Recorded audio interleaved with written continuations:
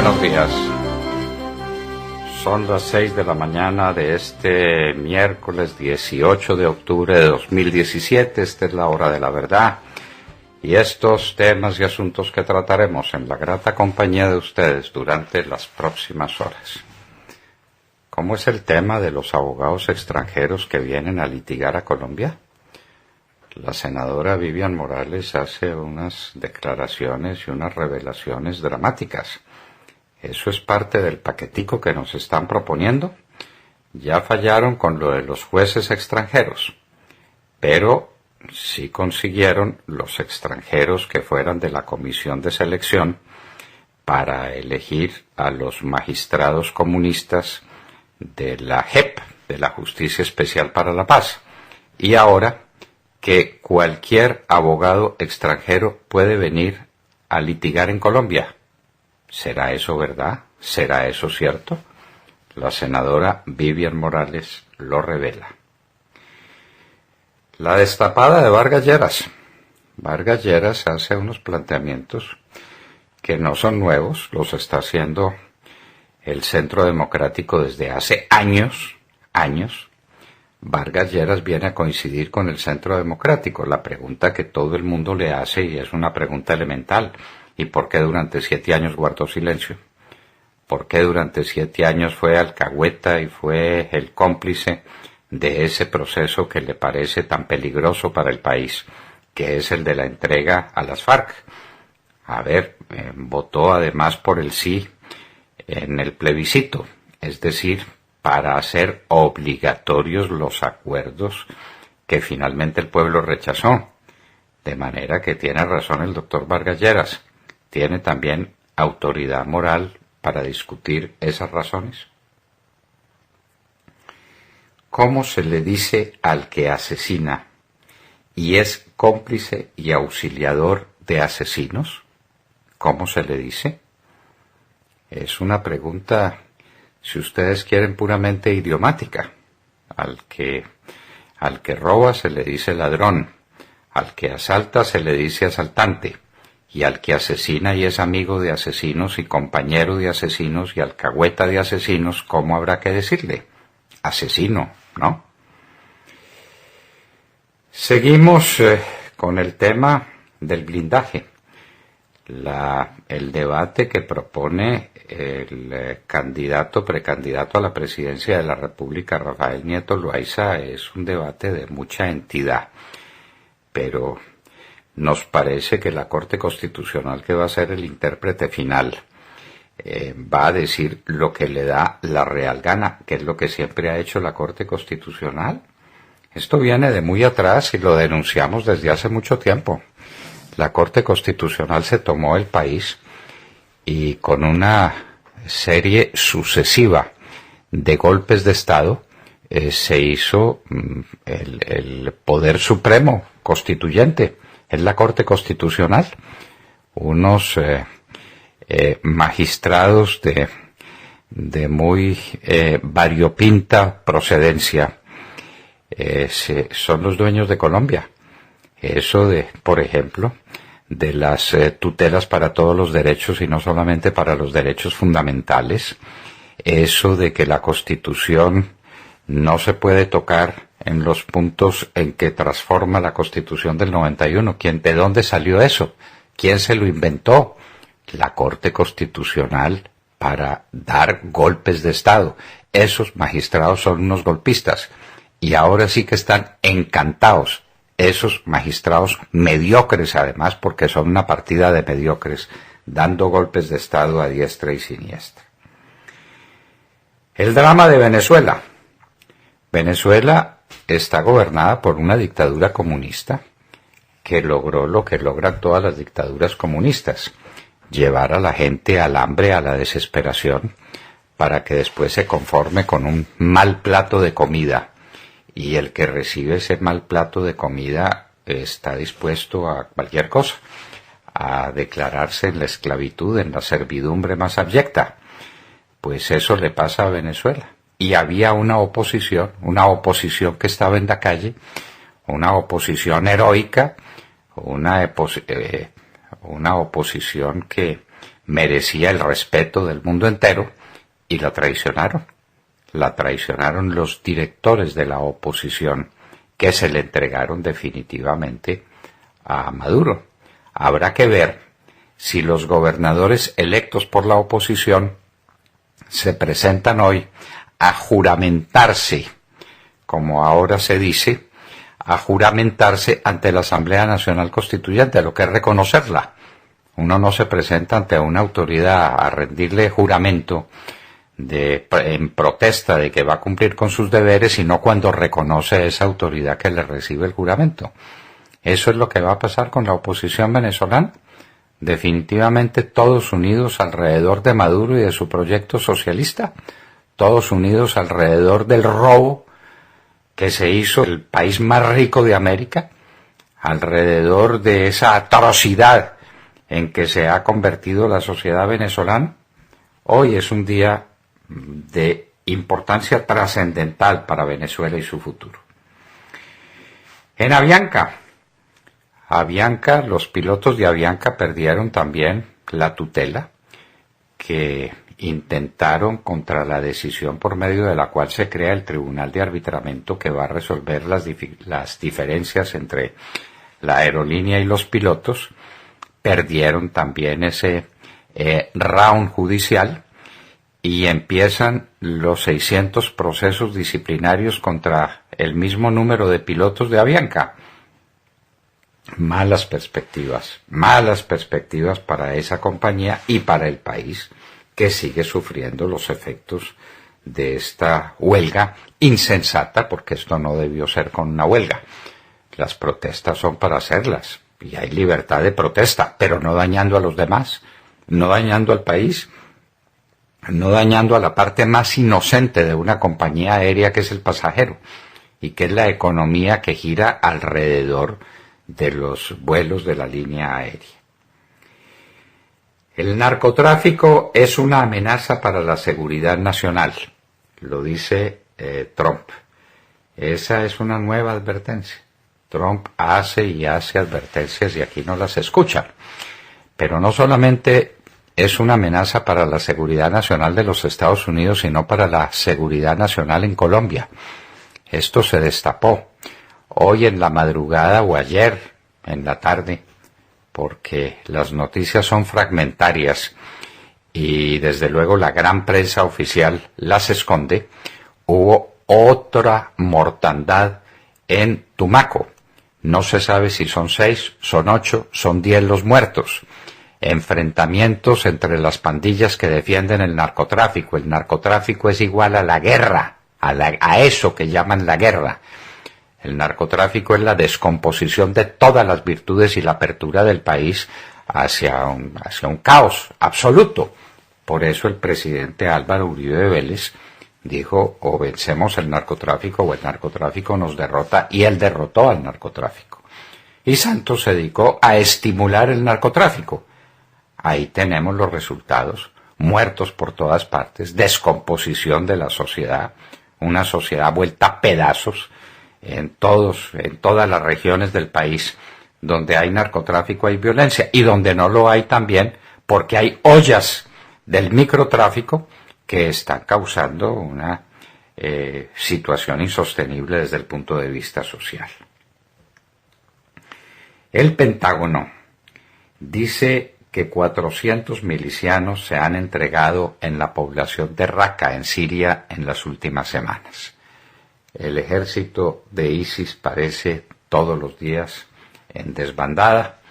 El Pentágono da este anuncio: se están entregando los milicianos en Raqqa. En Malta y en La Valeta, que es la capital de la isla de Malta, mataron una periodista con bomba lapa, Daphne Caruana Galizia. La mataron porque estaba interviniendo o investigando mucho en los Panama Papers, y aparecía el primer ministro Joseph Muscat involucrado en los Panama Papers. El hecho es que la asesinaron con la bomba lapa. la bomba Lapa ya se va a poner de moda para asesinar periodistas. Fuimos los primeros en tener ese muy dudoso honor de tratar de ser asesinados con bomba Lapa.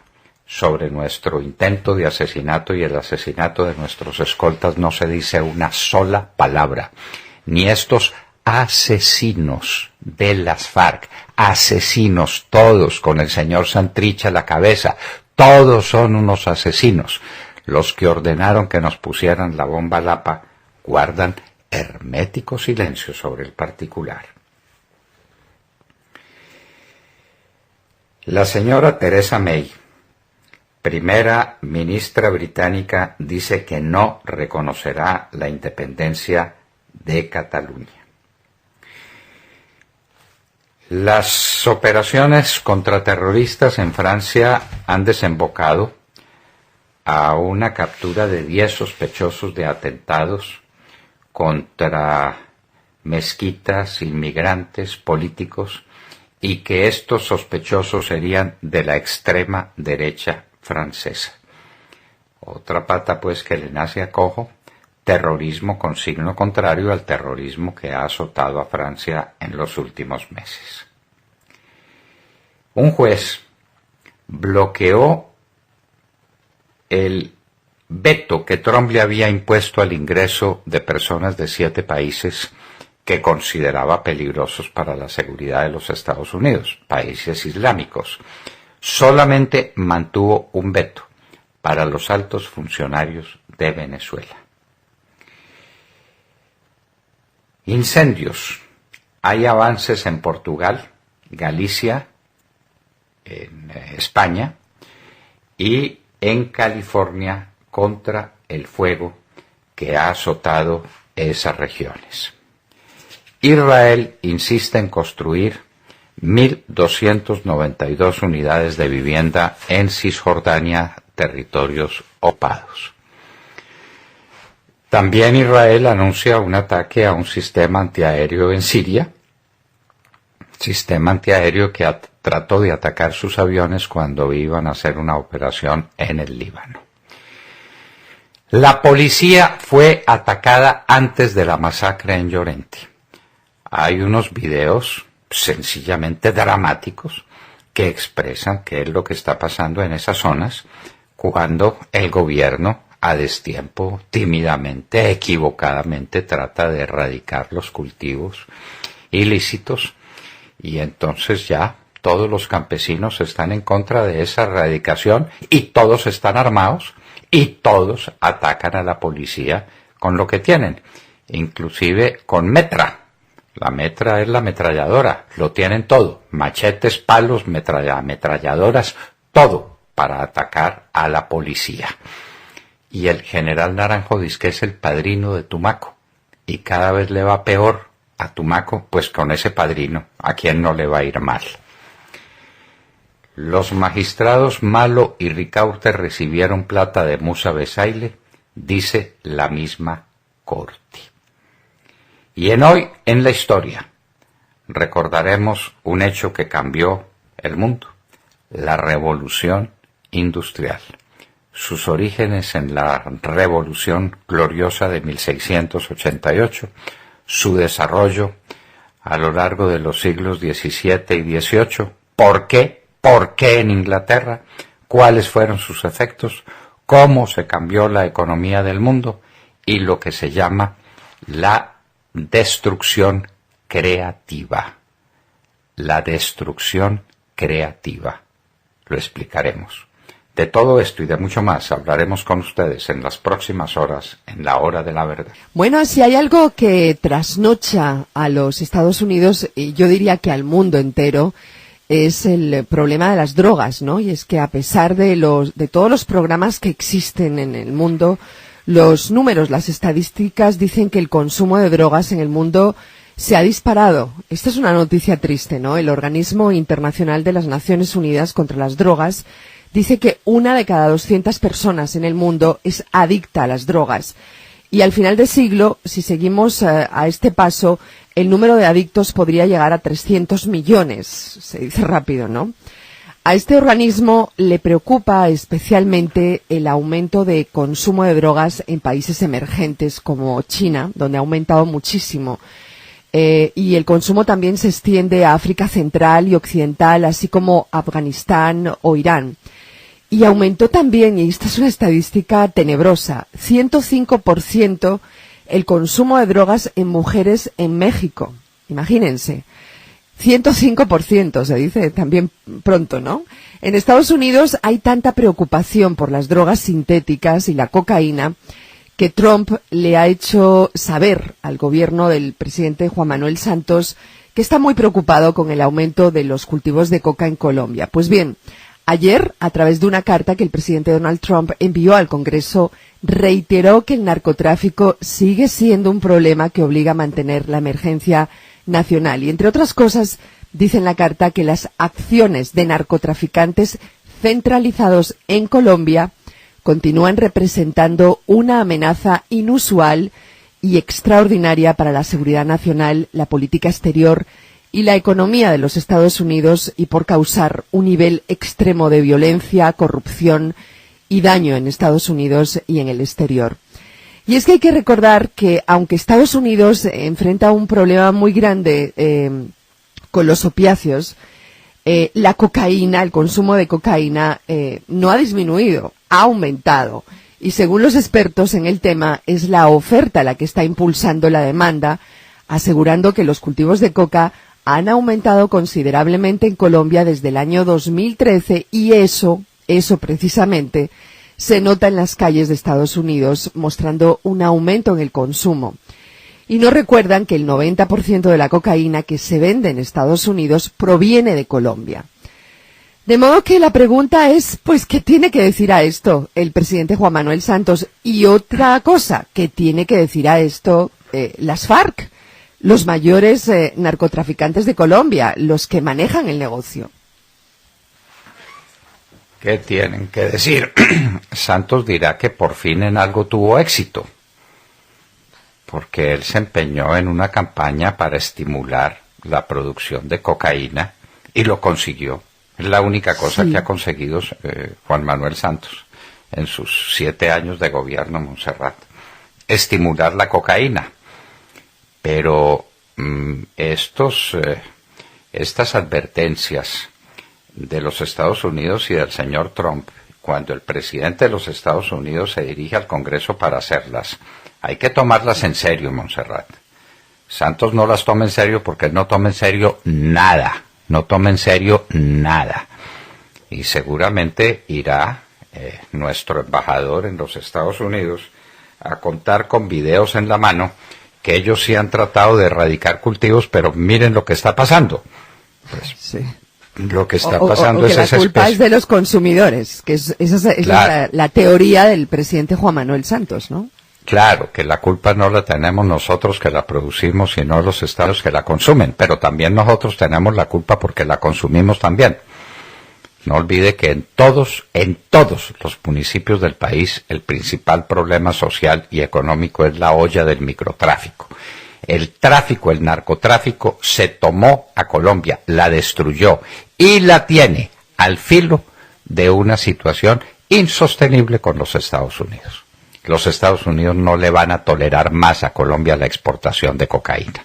Eso es lo que quiere decir esa carta, Montserrat. Santos se hace el majadero, lo que no le cuesta mucho trabajo, y da a entender que la cosa no es con él, y que él sí manda gente a Tumaco, policías a Tumaco para que hagan la erradicación, pero que qué va a hacer si los campesinos no dejan. Él lo estimuló, él creó en grande escala la cultura del narcotráfico, que el presidente Santos, el presidente Uribe había derrotado. Él recibió un país con el narcotráfico derrotado, con la superficie de coca cada vez más baja, y en eso pudo ser más eficiente el gobierno del presidente Uribe, no lo fue, pero veníamos a un ritmo mucho más acelerado de destrucción de cultivos en el año 2002 y 2003. Pero en todo caso, los cultivos estaban derrotados, los narcotraficantes estaban vencidos, las FARC estaban refugiadas en el Ecuador y en Venezuela, Y Santos lo cambió todo.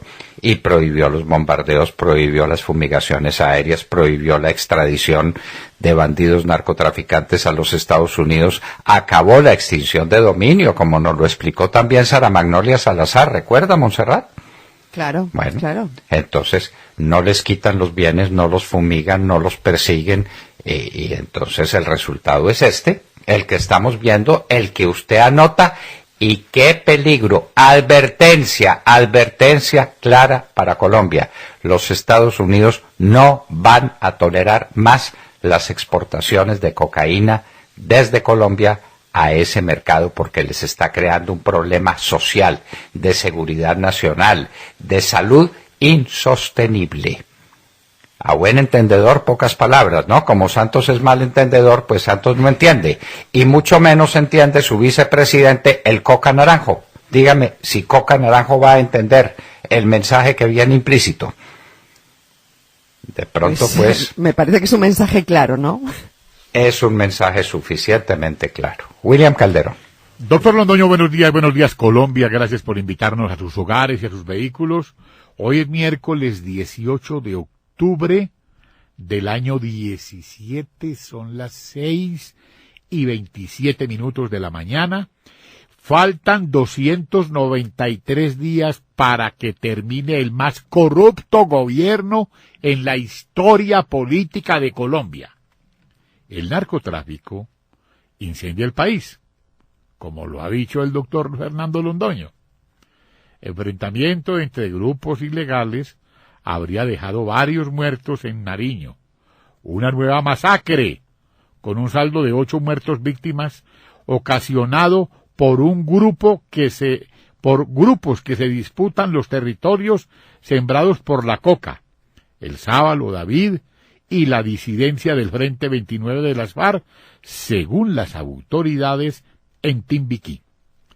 La versión inicial señala que el viernes esos grupos ilegales se citaron en el Cerro San José, el Charco, a 3 horas navegando por las aguas del río Tapaje y 2 horas a pie.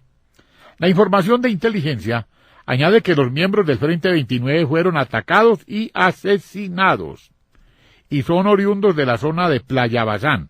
Por otro lado, fue también asesinado el líder comunitario del Alto Mira, José Jair Cortés, vocal de la Junta de Gobierno del Consejo Comunitario Alto Mira y Frontera, misma zona rural del municipio de Tumaco, lugar donde el pasado 5 de octubre fueron asesinados 5 campesinos cocaleros. Por otra parte, disidentes de las FARC impactaron helicóptero que transportaba militares en Nariño. La aeronave fue atacada en el momento en que transportaba tropas para destruir laboratorios para el procesamiento de cocaína. Así lo confirmaron fuentes del ejército. La institución castrense indicó que el helicóptero fue impactado cuando sobrevolaba el área rural de Barbacoas en Nariño, ataque atribuido a disidentes de las FARC que se dedican al narcotráfico. Doctor Londón, ¿y de Llorente qué? ¿Dónde está el padrino de Tumaco, Nariño? Mientras tanto, como lo informaba Vanessa, nuestra compañera mesa de trabajo, aumentan los asesinatos en zonas en donde históricamente han permanecido los narcoterroristas de las FARC. Por otro lado, el gobernador de Antioquia dice que 502 guerrilleros salieron ya y dejaron las zonas de concentración. El fiscal denunció que otros 500 también salieron de las zonas de tolerancia. Doctor Londoño, se volvió trizas la cacareada paz. Que devuelvan el premio Nobel. Que el narcotráfico incendia el país. El presidente de las FARC, el camarada Santiago, el sátrapa, nos lleva para una guerra civil, doctor Londoño. No estamos muy lejos. El narcotráfico es el combustible que alimenta todas las guerras. Palabras del presidente Álvaro Uribe Vélez. Con esas palabras dirigimos una acción franca, resuelta contra el narcotráfico, acción que se estaba ganando, y que se la entregamos prácticamente ganada al señor Santos en el año 2010. Sí, quien se dedicó a hacer todo lo contrario, claro, a buscar la paz sobre la base de permitirle a las FARC que desarrollaran su negocio del narcotráfico y que mantuvieran sus utilidades hechas con el producto de ese negocio. Y ahí estamos en lo que estamos, porque el narcotráfico es necesariamente violento. El narcotráfico es una expresión mafiosa.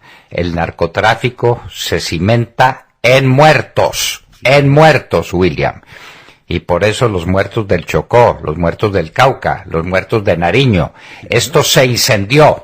Incendió. Y en Buenaventura ya están preparando un paro, doctor Londoño. Bueno, y eso tiene que ver con algo que tampoco se examina, que es la crisis económica del país. Lo hemos dicho 1000 veces. El gran tema del próximo debate electoral es el tema económico. La gente tiene hambre, la gente no tiene empleo, no hay perspectivas de empleo. La última noticia es que la industria cayó un 3%, otro 3% en el mes de agosto. Bueno. Ayer Vanessa nos alarmó aquí con una noticia gravísima. Sí, respecto a eso hay que volver a recalcar que el gobierno sale a decir que los homicidios han bajado, que la violencia ha bajado, pero eso es cuando se mira el número agregado para todo el país. Sin embargo, si uno quiere medir la efectividad del acuerdo Santos-FARC, lo que tendría que hacer es mirar la violencia en las zonas que han sido históricamente afectadas por las FARC. Y en esas zonas, los homicidios en lo que va del 2017 ya pasaron todos los homicidios del 2016, es decir, no solo están quietas, sino que han aumentado. Exacto. Ay, María. Muy bien, pero esas son las cosas a las que el señor Santos no sabe y el general Coca Naranjo no le ponen atención. No le ponen atención. Ellos no le ponen atención sino a sus caritas porque son un par de narcisos. Y no hay enfermedad psicológica peor que la del narcisismo. El narciso se queda embelesado mirando en las aguas de los estanques su propia figura. Llenándose de ella, satisfaciéndose con ella. Y el resto del mundo no le importa, hasta que ese resto del mundo, convertida en una jauría de perros, llega por la espalda y se come también a los narcisos. Vanessa Araujo. Doctor Fernando y queridos oyentes, muy buenos días. Vergüenza y tristeza es lo que causan las noticias que siguen llegando sobre las elecciones en Venezuela realizadas el domingo pasado. Ayer el vicepresidente del Partido Acción Democrática, uno de los más importantes dentro de la MUD, ha salido a decir que las actas que controla su partido coinciden con los números ofrecidos por el ilegal Consejo Nacional Electoral. El vicepresidente de la fuerza política responsabiliza la abstención de la derrota padecida por la Mesa de la Unidad Democrática en las elecciones de este 15 de octubre. Agrega además que las pocas gobernaciones que obtuvieron son una victoria electoral. Entonces, para el partido de Ramos Ayub no hubo fraude y la MUD logró una victoria. Por su parte, Ayub, el secretario general de ADE, afirmó en televisión, cuando le preguntaron sobre la constituyente, que reconocerán lo que haya que reconocer.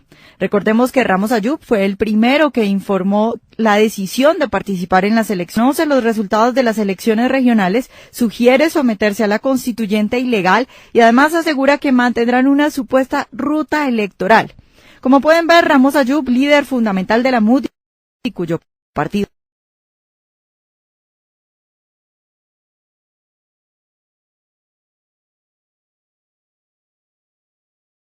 obtuvo 4 de las 5 gobernaciones que alcanzó la supuesta cerca nacional y ante los propios venezolanos a decir que no hay dictadura, puesto que hay elecciones e incluso hay oposición. También ha hecho su tarea el Partido Acción Democrática en cabeza de Ramos Ayub, que Nicolás Maduro ha dicho lo siguiente: el gran triunfador de la oposición ha sido Henry Ramos Ayub y Acción Democrática.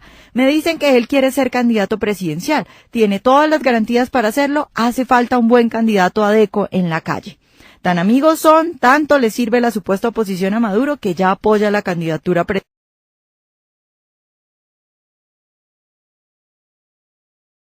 presidencial de Ramos Ayub.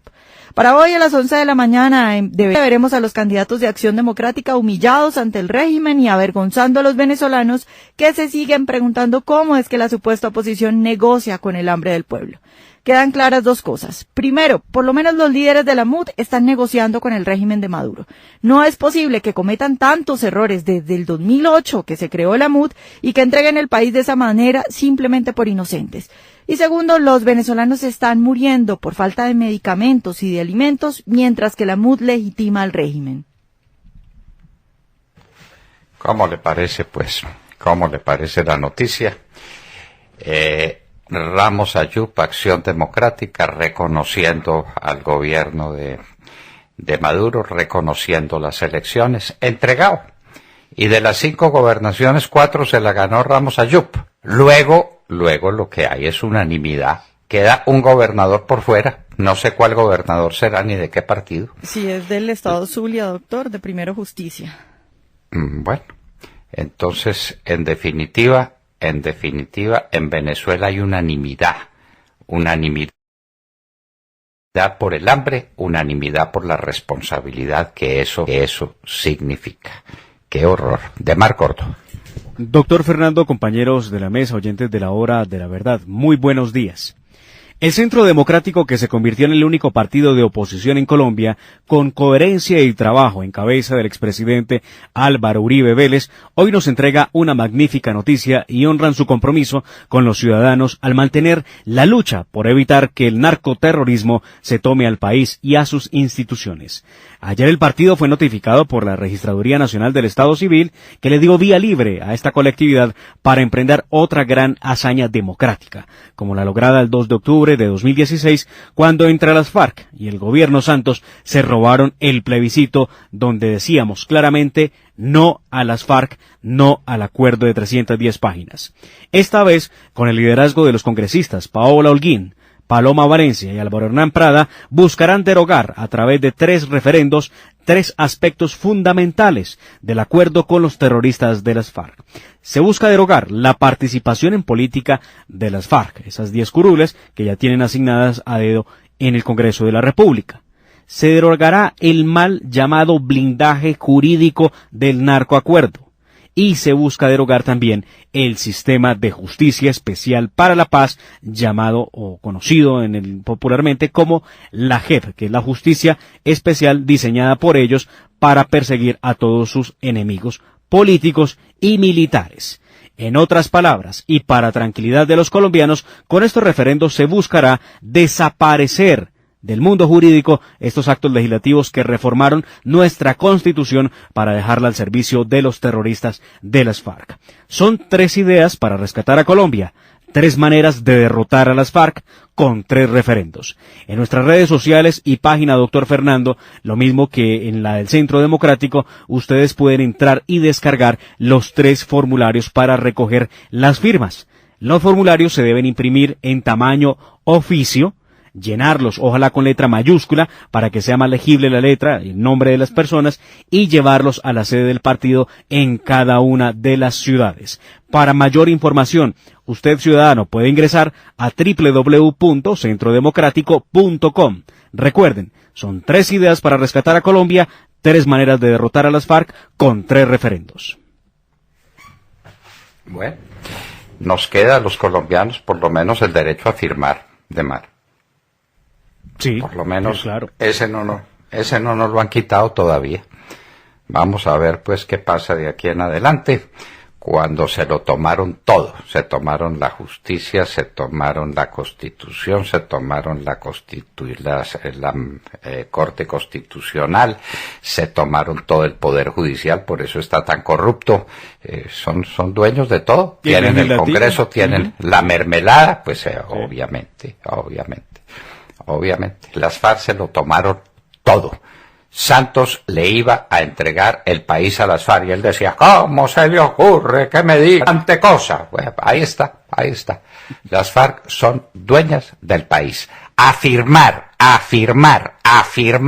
todos. Vamos a tener otro triunfo que esperamos no se negocie. Tata Castro. Muy buenos días a todos. El Mónaco de Falcao García sigue sin poder ganar en la Champions. Ayer en su casa, partido correspondiente a la tercera jornada de la fase de grupos, perdió 2-1 con el Beşiktaş turco. Y así ya son 3 los partidos jugados donde solo ha sumado un punto, resultado de 2 derrotas y un empate. El único gol del equipo del Principado ayer fue anotado por el colombiano Falcao en el minuto 30, pero 4 minutos después llegó el empate. Y en el comienzo del segundo tiempo, el equipo turco selló la victoria y quedó muy cerca de avanzar a los octavos de final, ya que con 9 puntos en 3 partidos es líder del grupo.